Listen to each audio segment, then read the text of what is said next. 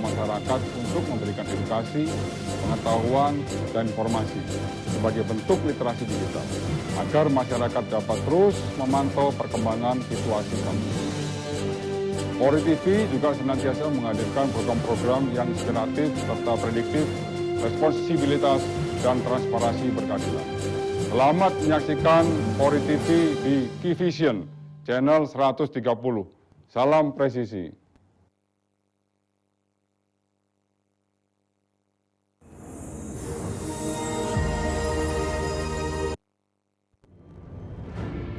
Salam presisi.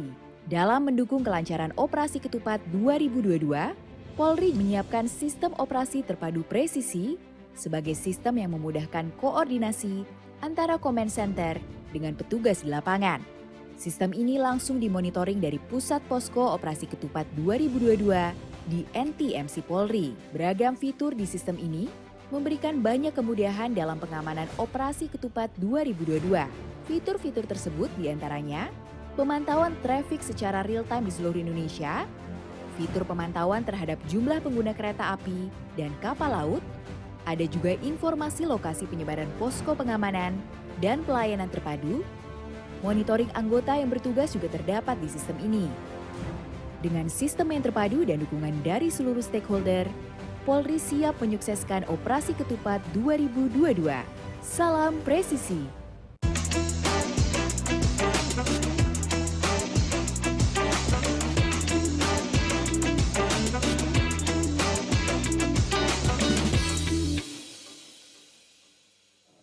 Sobat Polri, apa kabar hari ini? Semoga dalam kondisi sehat dan bahagia, terlebih telah melaksanakan libur lebaran tahun 2022. Nah, di podcast kali ini Sobat Polri kita akan membahas terkait pelaksanaan Operasi Ketupat 2022, dan operasi tersebut juga dalam rangka menunjang Sobat Polri semua dan bentuk pelayanan kami agar Sobat Polri semua bisa mudik secara aman, sehat, dan selamat sampai ke tujuan. Sudah hadir di tengah-tengah kita saat ini Kepala Divisi Humas Polri, Inspektur Jenderal Polisi Dr. Dedi Prasetyo, MHum MSIMM, yang akan ngobrol bersama kita terkait pelaksanaan Operasi Ketupat 2022. Halo Bapak, apa kabar Pak? Alhamdulillah baik. Sehat ya Pak? Sehat, alhamdulillah. Nggak sempet mudik dong Pak berarti kemarin? Nggak sempet. Nggak sempet Ya, karena belum sempet ya. Iya, karena mengamankan ya Pak ya seluruh Ya, karena masyarakat. ikut full mendampingi kunjungan kerja Bapak Kapolri dan Bapak Kapolri ya. Siap, Dan mengecek langsung bagaimana kesiapan personil Polri di lapangan serta sarana prasarana yang digunakan oleh seluruh anggota Polri dalam rangka untuk mendukung kelancaran, keamanan, kesehatan jalannya operasi ketupat tahun 2022 ini. Iya Bapak, semoga lelahnya menjadi lilah ya Pak ya. Amin, Karena amin, bikin amin. masyarakat semua bahagia, senang bisa Ya, pulang kampung. betul, kita iya, ini syukurlah. Iya Bapak, bersyukur. Nah ini sudah 2 tahun ya Pak ya, kita kan tidak bisa Ya, melaksanakan betul. libur mudik begitu. Dan tahun ini akhirnya bisa. Hingga akhirnya Polri membuat kebijakan begitu rekayasa lalu lintas, one way, kontraflow pertama begitu di mudik ini. Awalnya apa Pak yang mendasari itu ini untuk operasi ketupat 2022 Ya, ini? jadi yang pertama kita selalu berangkat dari pengalaman pengamanan operasi ketupat tahun 2019, 2020, 2021 ya. Khususnya 2019 karena 2020, 2021 kan ada PPKM. Jadi larangan untuk melaksanakan mudik. Ya, kemudian di tahun 2022 lah baru pemerintah mengizinkan seluruh masyarakat untuk melaksanakan mudik. Ya, dari pengalaman tahun 2021 apa kelemahan-kelemahan kita mengamankan mudik, ini sebagai referensi untuk menentukan cara-cara bertindak atau pola-pola operasi yang akan diterapkan di tahun 2022. Kemudian juga kita melihat dari hasil survei yang dilakukan oleh Kementerian Perhubungan, seluruh Indonesia ini ternyata ada 85,5 juta masyarakat kita yang akan mudik. Ini tereuforia, ya. Iya. Oleh karena tagline mudiknya tetap harus aman dan sehat. Betul. Nah, berangkat dari pengalaman operasi sebelumnya dan juga dari hasil survei yang dilakukan oleh Kementerian Perhubungan dan Litbang Kompas, dan kita juga memiliki data dari 85,5 juta pemudik itu 23 juta diantaranya itu menggunakan jalur darat. Dan kemudian 17 juta juga itu menggunakan transportasi kendaraan roda 2 dan moda transportasi lain, baik kereta api, bus, kemudian pesawat terbang dan kapal. Nah, dari situlah yang menjadi sasaran prioritasnya adalah moda transportasi yang menggunakan jalan. Ya, oleh karenanya dari hasil evaluasi jumlah kendaraan yang akan meninggalkan Jakarta kurang lebih sekitar 1,2 juta lebih yang akan menggunakan ruas jalan Cikampek dari Jakarta menuju Jawa Barat, Jawa Tengah, dan Jawa Timur. Nah, itulah dilakukan pola-pola untuk memperlancar kenyamanan, keselamatan para pemudik. Betul, Pak. Ya, menggunakan pola-pola basically tetap dengan menggunakan dari hasil statistik kendaraan yang melintasi jalan tol yang ada datanya dari pihak Jasa Marga. Jadi misalnya Cipali itu tingkat kepadatan normalnya itu di bawah 3.500. Oke. Apabila sudah per jamnya di atas 3.500, maka diskresi yang dilakukan oleh kepolisian bisa kontraflow dan dilanjutkan oleh one way. Berarti itu situasional ya Pak, Tuh, melihat kondisi Cikampek yang terjadi. sama, Cikampek itu dia kapasitas amannya, normalnya untuk jalan tol itu adalah 5.000 kendaraan per jam. Oke. Ya, ketika dia sudah di atas 5.000 per jam, maka dilakukan diskresinya adalah kontraflow dan juga one way. Ya, alhamdulillah dengan sinergi kolaborasi dengan semua sektor terkait, ya kepolisian, kemudian dengan Kementerian Perhubungan, dengan Jasa Marga, dengan TNI, dan juga beberapa stakeholder terkait lainnya, semua juga berjalan dengan lancar. Dan juga memang fokus kita selain jalur mudik melalui via tol dari mulai Jakarta, Cikampek, Cipali, sampai dengan kilometer 414 Kali Kangkung Semarang, itu juga adalah jalur mudik yang mengarah ke Sumatera. Nah, Sumatera khususnya yang menjadi travel spot hampir pada setiap kegiatan arus mudik adalah di Merak. Di Merak ya. Sempat ada antrian panjang ya Pak. Merak itu meskipun sudah dibuka 7 dermaga, tapi kapasitas untuk menampung parkir kendaraan itu terbatas. Ya, tidak seluas yang di Bakahuni. Demikian juga untuk jumlah kapalnya, jumlah kapal yang disediakan oleh ASDP itu 69 kapal, ternyata yang bisa beroperasi pada hari pertama itu cuma 40 kapal. Kemudian ditambah lagi menjadi 44 kapal, nah itu bisa memperlancar untuk arus mudik pada hari H-2 dan hari H-1. Ya, kita terkendala hari H-4. Hari H-4 itu pola kebijakan itu baru dimulai dan juga jumlah arus kendaraan cukup banyak. Nah, itu terjadi ketersendatan. Betul. Ya, baik di jalur mudik ke arah Sumatera Merak maupun jalur pertama kali kita melaksanakan diskresi one way dari Cikampek sampai dengan kilometer 414 Kali Kangkung. 414 gitu. Itu. Ini kan ukuran jalannya segitu-segitu aja Pak ya, tapi volume betul. Kendaraan terus bertambah begitu meningkat. Nah Bapak kan kita lihat kemarin di media aktif sekali begitu sibuk mendampingi Bapak Kapolri untuk melakukan peninjauan baik melalui heli begitu ataupun secara langsung ke tol. Itu hasil peninjauannya seperti apa Pak selama pelaksanaan operasi ketupat 2022? Hasil peninjauannya alhamdulillah saya melihat bahwa kesiapan Polda Jawa Barat, Polda Banten, Polda Jawa Tengah itu cukup baik lah ya. Ya, baik kesiapan pospam, posyan, pos terpadunya di jalur-jalur yang dilalui di jalur tol maupun jalur alternate non tol. Nah, jadi kemarin ditinjau langsung bagaimana yang menjadi travel spot itu di jalur selatan misalnya, di wilayah Garut, di wilayah Nagrek dan Limbangan. Itu Nagrek cukup selalu luar tuh biasa. Pak. Iya betul. Memang rekayasa yang dilakukan mereka memiliki 3 pola ya. Kalau pola hijau itu berarti pola normal, apa CBCM yang dilakukan. Kemudian kalau pola kuning berarti tingkat kepadatannya udah sampai ada jaraknya, misalnya jaraknya lebih dari 1 kilo atau masuk ke 2 kilo itu udah zona kuning. Kalau sudah lebih dari 4 kilo itu sudah merah, maka CB-nya berbeda juga. Kalau zona merah berarti mereka sudah menggunakan one way. Kalau zona kuning mereka bisa mengcombine antara one way dengan kontraflow dan pengalihan ke jalur-jalur alternatif yang lain.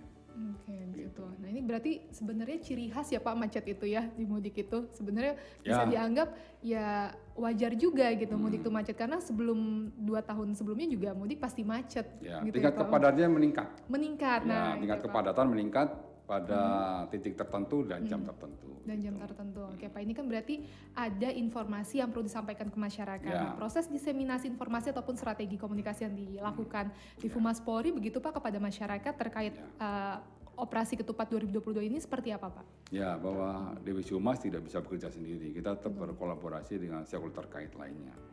Ya, dengan kementerian terkait, contohnya seperti Kementerian Perhubungan, kemudian dengan Jasa Marga. Dan kita juga sudah mengantisipasi sebelum pelaksanaan operasi itu dilaksanakan. Sebagai contoh, kita langsung membuat media center. Media center. Ya, media center yang ada di NTMC yang bisa memonitor langsung dengan menggunakan CCTV lokasi-lokasi mana yang dalam tanda kutip terjadi penumpukan arus kendaraan, kemudian lokasi-lokasi mana yang harus segera diambil langkah-langkah diskresi di situ. Dan kita juga mempersiapkan JB-JB lain ya. Selain media center itu kita bisa mengupdate setiap informasi yang terjadi ya dengan piket juru bicara yang ada di sana. Kita juga dalam rangka komunikasi publik ini sangat penting. Iya Pak. Jadi arus informasi diskresi kepolisian yang diambil ini harus segera mungkin disampaikan kepada masyarakat. Betul, Pak. Dan juga kita juga harus bisa menyampaikan secara objektif bagaimana kondisi di lapangan sebenarnya. Nah, itu kita lakukan. Sebagai contoh misalnya, memang di awalnya di tanggal 28 itu hari H-4 itu ketika ada diskresi kepolisian untuk pelaksanaan one way dari jam 5 sore ya, sampai dengan jam 24.00 itu dilaksanakan one way, ternyata volume kendaraan bukan semakin menurun di jam 24.00, justru pada saat selesai sahur itu mengalami peningkatan yang luar biasa sampai dengan setelah subuh. Oh masih terus ya Pak ya sampai subuh. Oleh karenanya diskresi yang diambil diperpanjang one way dari jam 24.00 menjadi jam 8 pagi. Itu mau nggak mau ya Pak ya berarti itu karena sudah malam dan informasi pengambilan kebijakan itu agak sedikit terlambat sehingga terjadi misinformasi.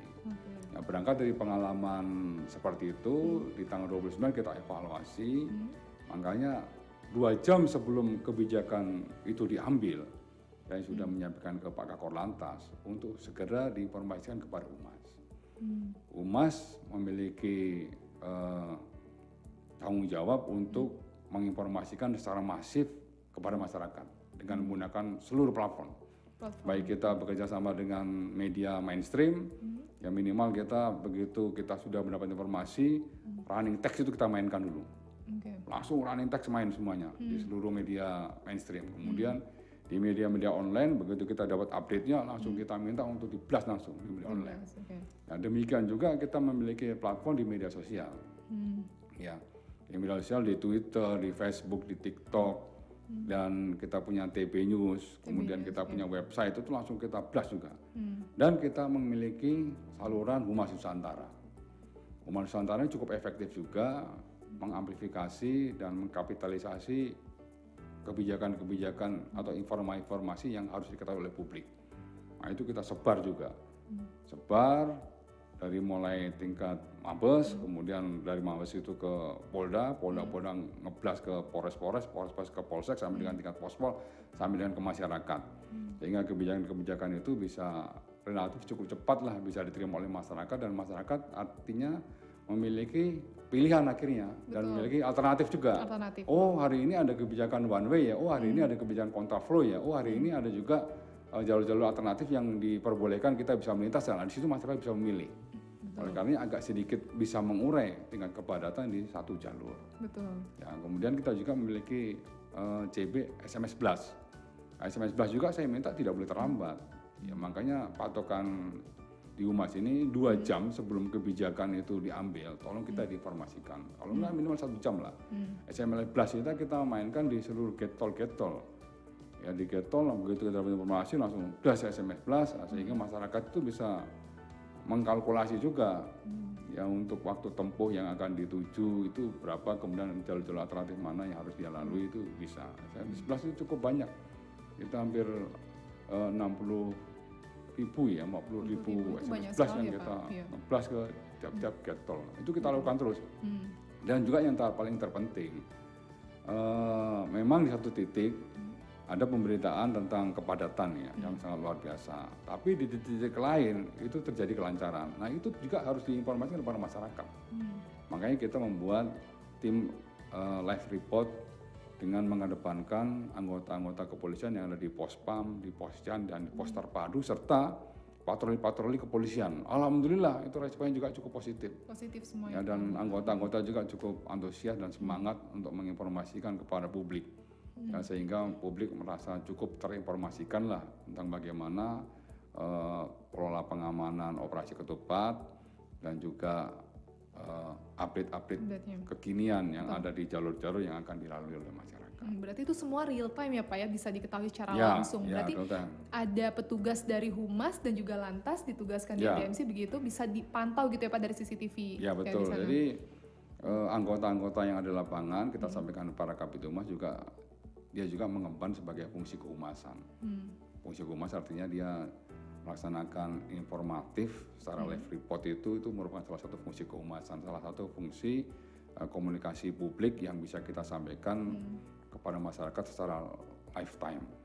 Ya, terus kita harus seperti itu. Diupdate ya Pak Ya, ya. dan pola-pola seperti ini sebagai pola-pola pembelajaran juga untuk nanti periode tahun 2023 ketika kita akan melaksanakan hal yang sama, operasi kemanusiaan, pengamanan arus mudik harus seperti ini SOP-nya. Nanti kita akan sempurnakan, demikian juga nanti pada saat kita akan melaksanakan pengamanan Nataru pun demikian. Ya, salah satu evaluasi juga yang menjadi bagian yang terpenting dari operasi ini adalah kurangnya komunikasi publik yang cukup baik, itu pengamanan pada saat hari H plus 1, nah dari plus 2 membludaknya di seluruh tempat-tempat objek wisata. Objek wisata, betul Nah, Pak. Karena updatean orang-orang kalau saya lihat tuh di media sosial penuh Ya, Pak, betul. menuju ke pusat kota, tempat makan, kuliner, wisata di sana penuh semua Itu gitu nanti Pak. akan kita coba untuk membangun kembali Iya. untuk komunikasi publik yang cukup baik. Betul. Ya, seperti halnya kita melaksanakan bagaimana komunikasi publik yang kita lakukan pada saat pengamanan di jalur-jalur arus mudik kendaraan. Betul Pak. Tapi anak muda sekarang udah mulai melek begitu Pak. Jadi kalau butuh Ya. informasi apa-apa, biasanya ngecek Instagram di Fumas. Ya, betul nggak betul. Sobat Polri? Biasanya begitu semua Pak, langsung Ya. ceknya ada info apa gitu.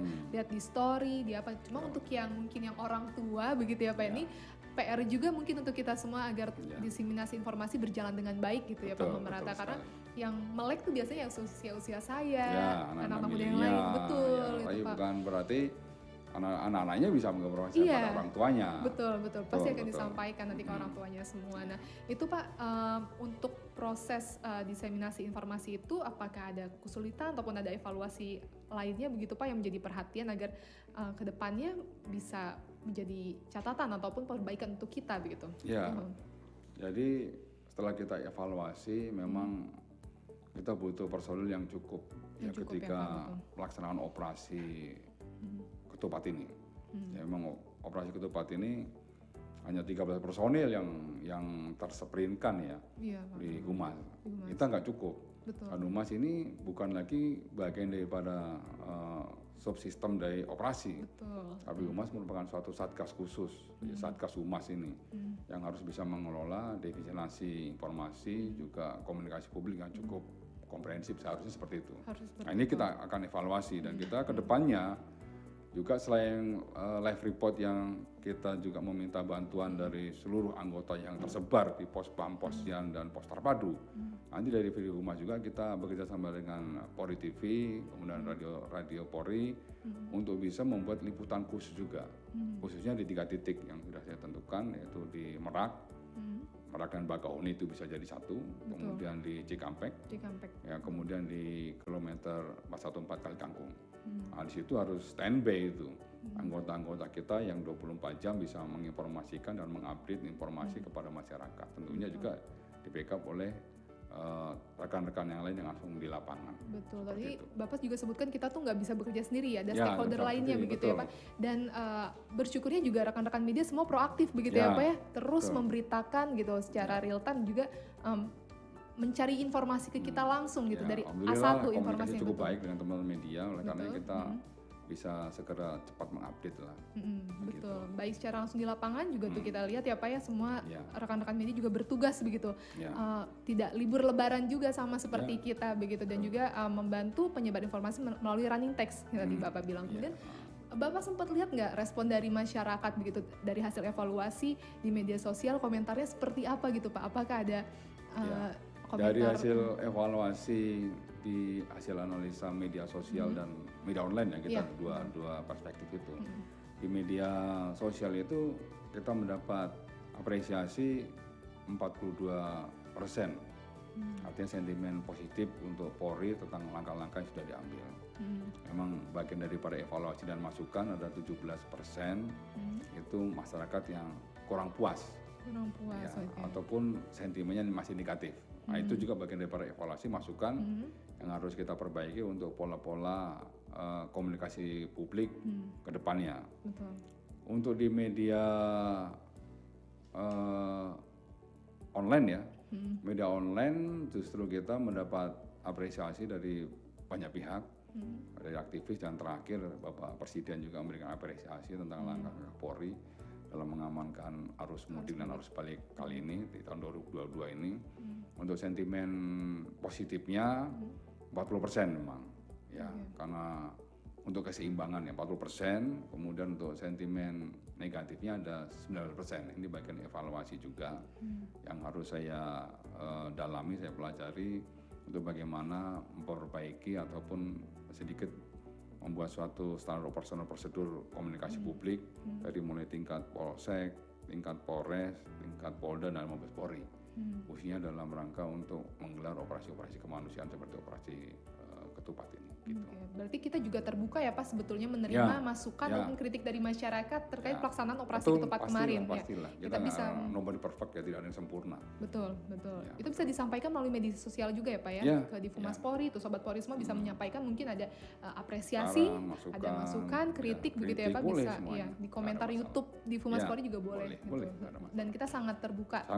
Dan kita terima kasih, apresiasi kepada masyarakat yang peduli kepada tugas-tugas kepolisian, bisa menyampaikan salurannya baik berupa kritik, saran, masukan, silakan.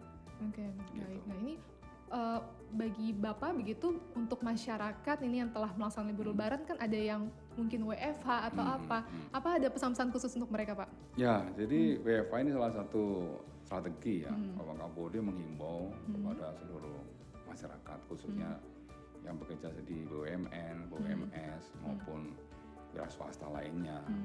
Termasuk kita sudah mendapat dukungan juga dari Pak Menpan RB menghimbau dan mengizinkan untuk para pemudik yang belum bisa pulang ya bisa melaksanakan WFH dulu. Itu juga tujuannya adalah untuk mengurangi puncak kepadatan pada jalur dan jam-jam tertentu.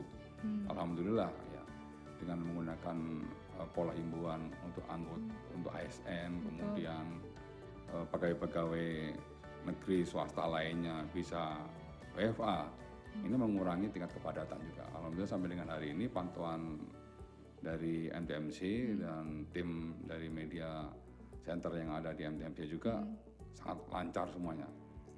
Baik dari Merak lancar, kemudian arus dari Jawa Tengah, kemudian Jawa Barat, semuanya lancar semuanya. Dan pegawai masih diberikan kesempatan juga, tapi minggu-minggu ini bisa bertahap untuk bisa kembali. Begitu. Dari itu kan masih 46% lah yang masih belum kembali karena WFA. Berangsur-angsur nanti kembali, sehingga juga bisa meringankan masyarakat juga. Masyarakat tidak harus berlama-lama menempuh perjalanan kembali kalau misalnya lancar gitu. Kalau misalnya tingkat kepadatan arus lalu lintas tinggi kan minimal untuk frekuensi lamanya waktu kembali ke Jakarta kan akan menjadi lebih panjang. Lebih panjang, betul. Dan jangan lupa ya Pak untuk tetap prokes. Ya betul. Tagline-nya makanya mudik aman dan mudik sehat. Mudik itu aman harus sehat. itu. Betul Pak. Nah ini kan sudah membahas operasi ketupat 2022 nih Pak, yang bisa dikatakan ini sukses gitu Pak, lancar. Alhamdulillah semua bisa merasakan mudik lebaran begitu, dan juga ini apresiasi yang sebesar-besarnya ya Pak ya, untuk petugas di lapangan semuanya di sana telah bekerja dengan baik gitu. Termasuk Bapak juga tidak bisa mudik gitu Pak, tidak bisa merasakan yang lain gitu. Nah ini kita mau menghadapi adanya aksi buruh begitu Ya. Pak nanti tanggal 14 Mei. Nah, apakah ada antisipasi juga karena ini kan baru saja libur Lebaran, kemudian Polri bertambah lagi tugasnya. Apa antisipasi yang dilakukan Pak? Ya, jadi komunikasi sudah dilakukan oleh jajaran Polda, kemudian jajaran Mabes Polri terkait elemen-elemen buruh yang akan melakukan atau menyampaikan pendapat di muka publik lah sesuai dengan Undang-Undang 9 tahun 98. Karena itu merupakan hak konstitusional setiap warga negara, maka tugas Polri sesuai dengan amanat undang-undang tersebut melayani, kemudian mengamankan bagaimana jalannya itu biar tertib dan tidak terjadi hal yang tidak kita inginkan bersama. Betul. Memang dari rencana kegiatan unjuk rasa dalam rangka memperingati Hari Buruh ini ada 2 agenda ya. Ada tanggal 12 Mei, nanti ada agenda juga peringatan Hari Buruh. Kemudian tanggal 14 Mei juga ada juga agenda peringatin Hari Buruh. Ya. Ada 2 hari itu 2 ya Pak hari, ya? ya 2 hari ini. Semuanya sudah dilakukan komunikasi dengan baik. Dan untuk Polda juga sudah sangat siap memberikan pelayanan, mengamankan jalannya unjuk rasa tersebut. Dan seluruh Indonesia pun Indonesia, siap. Pak. Polres juga siap semuanya. Sehingga harapan kita, ya masyarakat juga harus paham bahwa kemerdekaan menyampaikan pendapat di muka publik, di muka umum itu sifatnya bukan absolut, tapi sifatnya adalah limitatif. Oke, Ya, karena di Undang-Undang 9 tahun 98 itu ada pasal 6 yang juga harus diketahui oleh setiap warga negara. Hak dan kewajibannya. Haknya menyampaikan pendapat, oke, kita layani, kita lindungi, dan kita amankan. Kewajibannya harus ditaati juga. Apa aja tuh Pak Nah, kewajibannya? kewajibannya antara lain di dalam menyampaikan pendapat di muka umum harus memperhatikan norma-norma yang berlaku di masyarakat. Nah itu Sobat Polri perlu dicatat ya Pak ya, Ya, harus norma memperhatikan agama, norma-norma. norma Betul. sosial. Betul. Nah, dalam melakukan penyampaian pendapat di muka publik juga harus mentaati peraturan perundang-undangan. Oke. Nah, demikian juga dalam menyampaikan pendapat di muka publik juga harus menghargai hak asasi orang lain. Betul. Ya, jangan sampai hak asasi orang lain juga terganggu. Betul. Ya, kemudian dalam menyampaikan pendapat di muka publik juga harus sama-sama menjaga keamanan dan ketertiban masyarakat. Betul. Betul. Ya, kemudian yang terpenting dalam menyampaikan pendapat di muka publik harus menjaga persatuan dan kesatuan. Betul. Itu penting. Itu penting ya, Ya, Pak. ada Memang punya hak ya Pak ya. 5 poin itu harus Betul. diperhatikan oleh seluruh warga negara Indonesia. Gitu. Nah, itu Sobat Polri semua harus memperhatikan betul punya hak untuk menyampaikan Iya, pendapat, ada hak asasi itu, dan tapi juga harus memperhatikan hak asasi orang iya, lain juga betul, ya Pak ya. betul. Kayak kemarin mungkin demo yang lalu boleh demo di depan DPR, Ya. tapi tidak mengganggu fasilitas ataupun akses jalan orang lain yang Ya, punya betul. keperluan khusus gitu Ya, Pak, keperluan ini tersendiri. ada kepentingan yang sifatnya emergensi dari masyarakat Betul. harus diperhatikan juga. Iya betul. Misalnya orang butuh ke rumah sakit, misalnya juga mohon maaf orang mau melahirkan itu jangan sampai terganggu kan.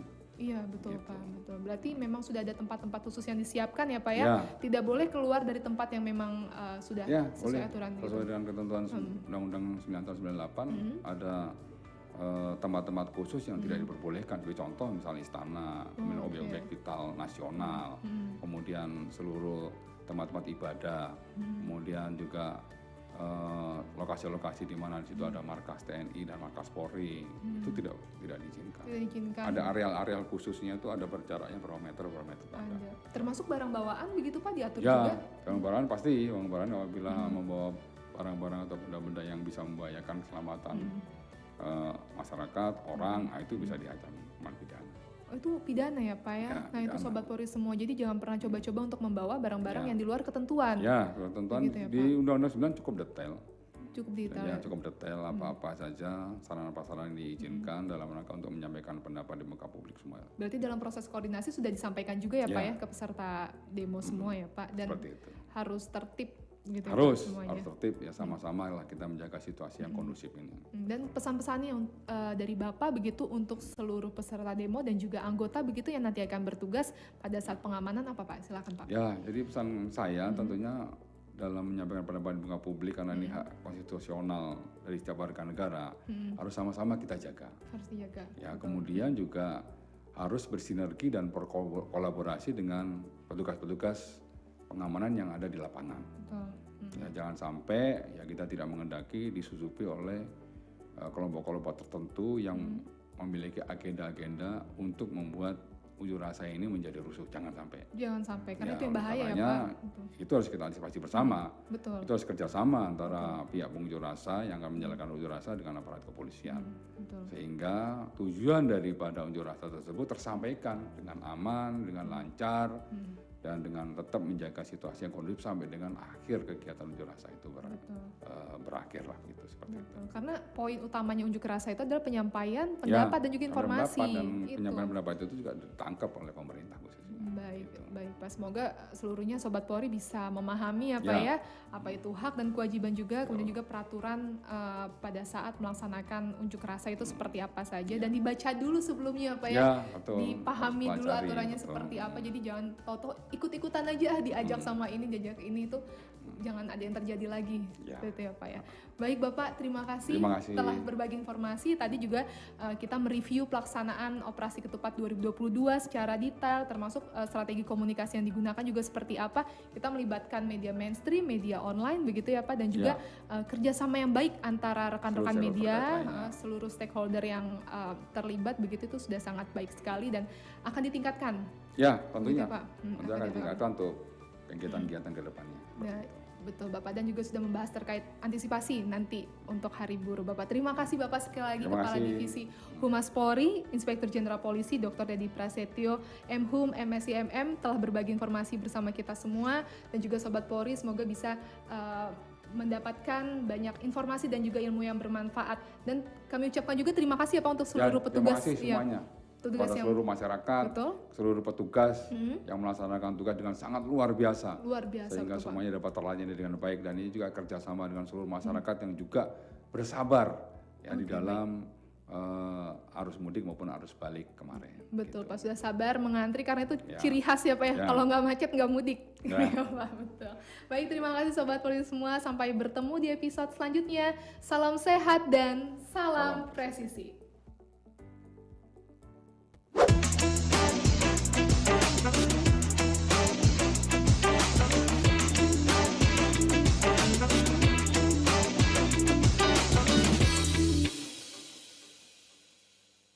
Informasi aktual dan isu terhangat dari